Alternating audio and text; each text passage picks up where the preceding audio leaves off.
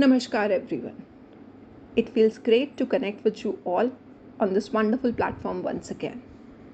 Today, taking our earlier conversation forward, I am going to discuss with you the first and foremost rule of interpretation, that is literal rule of interpretation, जिसे हम व्याख्या का शाब्दिक नियम भी कह सकते हैं। जैसा कि आप इसके नाम से ही समझ रहे हैं, जहाँ पे जो भी लेजिस्लेशन में वर्ड्स यूज़ हुए हैं, हम उन वर्ड्स को लिटरली इंटरप्रेट करते हैं। मतलब जैसे हम उन्हें समझते हैं, जो उन शब्दों का अर्थ है, हम सिर्फ वही अर्थ वहाँ पे लगाएंगे, जहाँ पे हम अपना कुछ भी नहीं देंगे। इसीलिए हम इसे सबसे सेफेस्ट रूल ऑफ इंटरप्रिटेशन भी बोलते हैं, क्योंकि जो ऑब्जेक्ट है इंटरप्रिटेशन का वो यही है कि हमें लेजिस्लेचर की इंटेंशन को इफेक्ट देना है, और इस रूल में हम वही कर रहे हैं। लेजिस्लेचर की इंटेंशन कहाँ से डिपिक्ट होती है? लेजिस्लेशन से, स्टैट्यूट से, और हम उन स्टैट्यूट्स को लिटरली इंटरप्रेट कर रहे हैं। तो at the end of the day हम क्या कर रहे हैं? हम लेजिस्लेचर की इंटेंशन को इफेक्ट दे रहे हैं। इसीलिए इसे सबसे सेफेस्ट रूल ऑफ इंटरप्रिटेशन भी बोला जाता है। अगर आपके स्टैट्यूट में कोई भी एम्बिग्विटी नहीं है, कोई भी रूम नहीं है कि आप कुछ भी मॉडिफाई करें, कुछ भी कंस्ट्रक्ट करें या कुछ भी क्वालिफाई करें किसी भी लैंग्वेज के स्टैट्यूट की लैंग्वेज में, तो हम literal rule of interpretation apply करते हैं। सो अगर लैंग्वेज बिल्कुल प्लेन है, अनएम्बिगुअस है, तो हमें literal rule of interpretation apply करना है। Literal rule of interpretation apply करते हैं तो हम वर्ड्स को उनका ऑर्डिनरी, नेचुरल, ग्रामेटिकल या टेक्निकल मीनिंग देते हैं। ऑर्डिनरी मीनिंग का एग्जाम्पल, जैसे हम बात करते हैं वेजिटेबल्स की, बहुत सारी लेजिस्लेशंस में जो वेजिटेबल्स हैं वो टेक्स्ट से एक्सम्प्टेड हैं। अब क्वेश्चन ये आता है कि वेजिटेबल्स में क्या क्या आएगा? अगर आप डिक्शनरी मीनिंग देखें, कोई भी चीज़ जो ज़मीन में उगती है या पेड़ों पे उगती है उसे हम वेजिटेबल बोलते हैं। अब पान के पत्ते भी पेड़ पे उगते हैं, वो खाए भी जाते हैं, पर क्या हम उसे वेजिटेबल में ला सकते हैं? नहीं ला सकते। तो ऐसी सिचुएशन में हम क्या करेंगे? हम वेजिटेबल का ऑर्डिनरी मीनिंग देते हैं। ऑर्डिनरी मीनिंग का मतलब जो हम रोज़मर्रा की ज़िंदगी में जैसे हम उस वर्ड को समझते हैं, जो चीज़ें आपकी मदर, आपके ग्रैंड पेरेंट्स, आपके फादर, जो भी आपके घर में वेजिटेबल्स लेके आते हैं, वो जो मीनिंग देते हैं वर्ड वेजिटेबल को, वो मीनिंग हम यहाँ पे देंगे वर्ड वेजिटेबल को। टेक्निकल मीनिंग से मतलब है, जैसे हम बात करते हैं कंप्यूटर की, आप आम भाषा में अगर बात करें, जनरल लैंग्वेज में बात करें, so may be only desktop and laptop is what you include under the definition of computer, but when you talk about information technology act, तो हो सकता है बहुत सारी चीज़ों को और उस definition में include कर दें। ठीक है?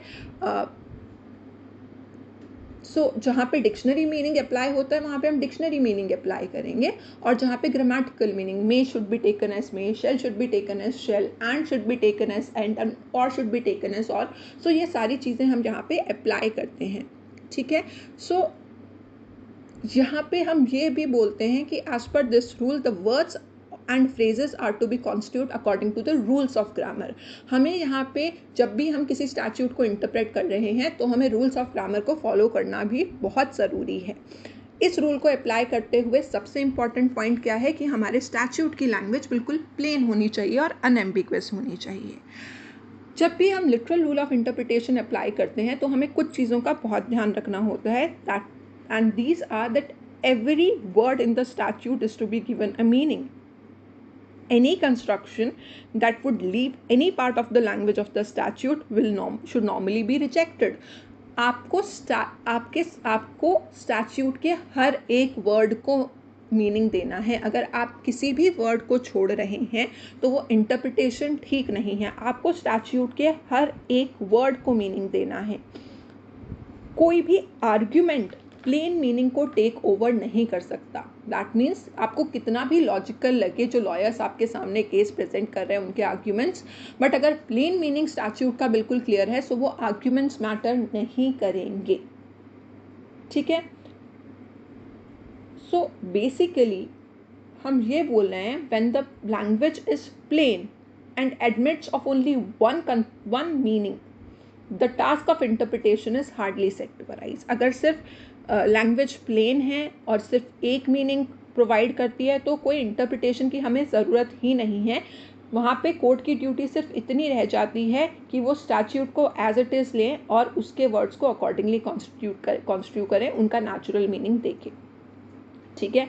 जब भी मैं ऑर्डिनरी और नेचुरल मीनिंग देते हैं तो हमें नहीं सोचना कि स्टैट्यूट में कोई एनोमलीज हो सकती हैं, या फिर ये स्टैट्यूट रीजनेबल है कि नहीं है, या फिर हमें बहुत ज़्यादा इनकन्वीनियंस हो रही है लिटरल इंटरप्रिटेशन को अप्लाई करने में, हमें ये इंटरप्रिटेशन लॉजिकल नहीं लग रही।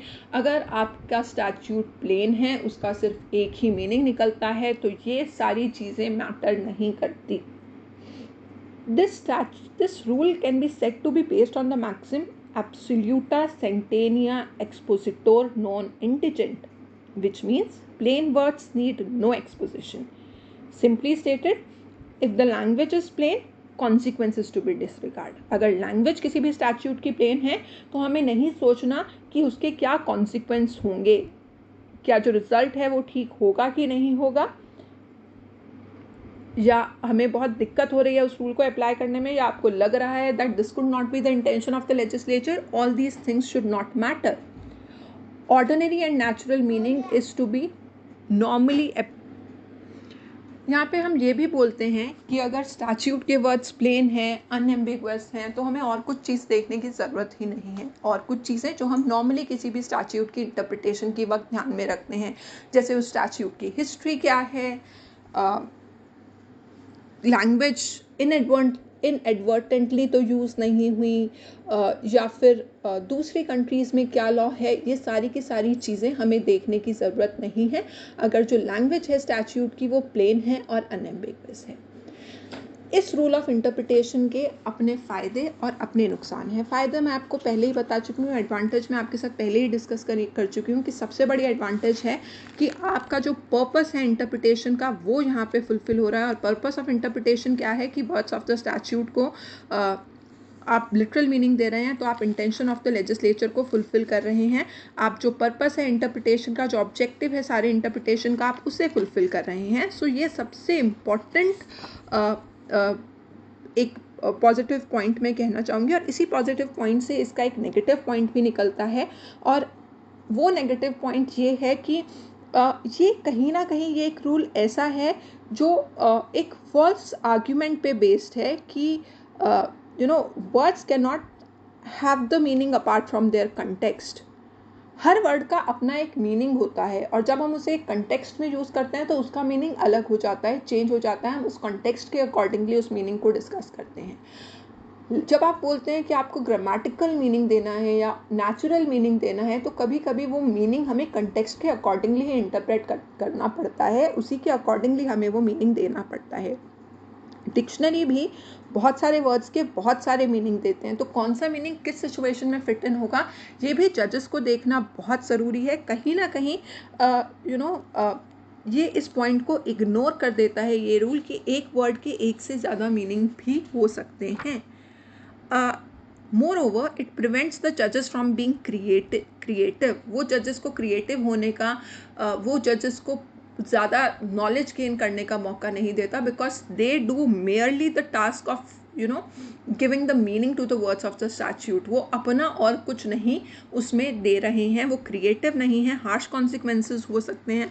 On the other hand neutrality को प्रमोट करता है ये रूल सर्टेनिटी प्रोवाइड करता है, बिकॉज अगर आपको पता है कि courts literal rule of interpretation apply करेंगे, सो आप श्योर होके जा सकते हैं yes the case will be decided in my favour और it will decided against me, क्योंकि आपको पता है कि रूल क्या है और उसका मीनिंग क्या है. So any common man can be certain about the the statutes, which is not the case generally. तो बहुत ज़्यादा सर्टेनिटी ये लॉ को प्रोवाइड करता है, न्यूट्रलिटी को प्रमोट करता है, एंड जजेस can not be accused of being biased when they apply literal rule of interpretation. जजेस को कभी भी आप ये नहीं बोल सकते कि वो बायस्ड है. So this is just few lines about literal rule of interpretation. That's it for today. I will connect with you with next rule of interpretation soon. Thank you so much.